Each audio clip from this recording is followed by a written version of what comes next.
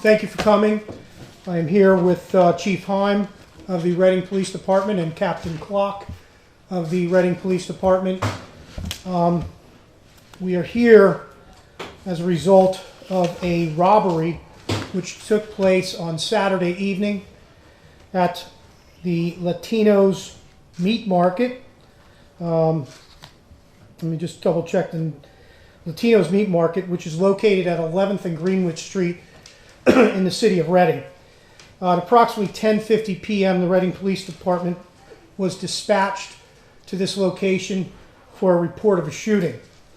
Once on location, the Reading Police found that two males were shot. One of those males was taken to the Reading Hospital, where he passed away at the Reading Hospital.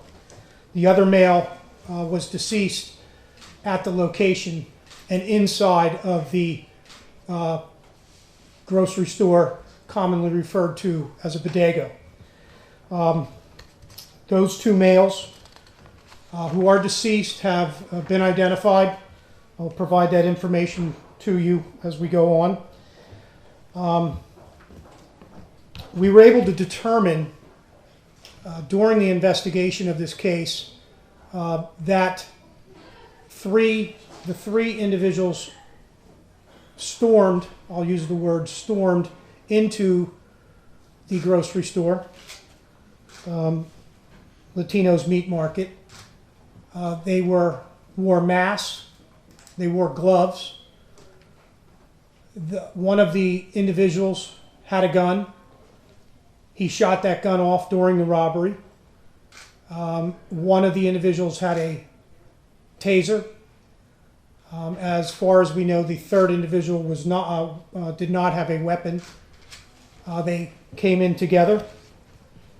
There was approximately 4 customers in the store. One customer stayed, cooperated fully with the police. I think 3 to 4 customers were in one of the grocery aisles, and when they heard shots, they escaped out the back, I'll call it the back door of the grocery store. From the video that we were able to review, they appeared to be quite scared. However, we would like to speak with those individuals, so we would ask anyone who may have been in the store during the time of this robbery to please contact the Reading Police.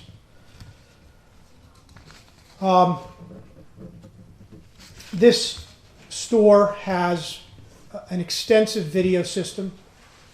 They have 9 cameras within the in and outside the premises. I was able to review the video early Sunday morning, along with members of the Reading Police Department.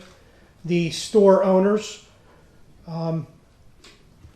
who were there at the time of this robbery used force,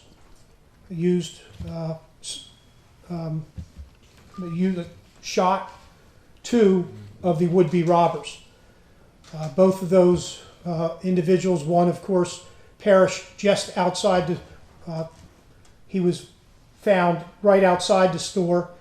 One of the robbers who was shot by one of the store owners was found inside the store. The third male who was involved in this robbery, who actually had the gun and shot the gun, was able to get away, and at this point I would say unharmed. We are looking for that third male, and we would ask the public for whatever help they can provide us. We need to identify that third male. At this point in time, Crime Alert, Berks County, will pay up to $10,000 for tips, which would lead to the arrest of the third individual involved in this robbery. This is the individual who possessed the firearm and shot his firearm during the robbery. Upon his arrest, we will charge him with felony murder. Now, to explain a little bit what happened, I'd like to play a video of, and this is just a snippet of the video that was taken during the course of this robbery. So we're going to play this video. As you can see, one robber jumps over the counter, and there's a male that shoots. That's one of the store owners who shoots the other robber. The two owners of the Latino meat market were in the store at the time of this robbery. Both of those store owners used justified force when they shot the would-be robbers. We have reviewed this video. We've reviewed the witness statements, and this is a case of self-defense. This is a case of justification, and quite frankly, it was a pretty simple and easy decision. As you can tell from the videos, this was a very violent robbery. The individual who came in that had a firearm came in and he shot his gun off. And that gun that he shot in this area of the video, we were able to locate the bullet hole. I think that, quite frankly, as we reviewed the video, he came in with guns blazing. And it was only at that point that the store owners used force in self-protection of not only themselves, but of the other individuals in the store, and they protected their store with the use of deadly force, which was justified in this case. I think at this point, Chief, do you have anything you'd like to add? Just a little bit. Okay, all right. I'll turn this over to Chief Heim. Too often, violent offenders use guns to terrorize and rob defensive victims. In this case, you have two store owners who were prepared and armed to use reasonable force. And in this case, you have the right result. I can't advise citizens all the time to use such force. If it goes wrong, there are really dire consequences. But in this case, it worked out.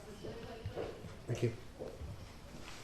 Yes, and I can add that the use of force here was justified, and as a result, we wanted to make it clear not only to the two store owners, but also to the public, that the use of force in this situation was legal and justified.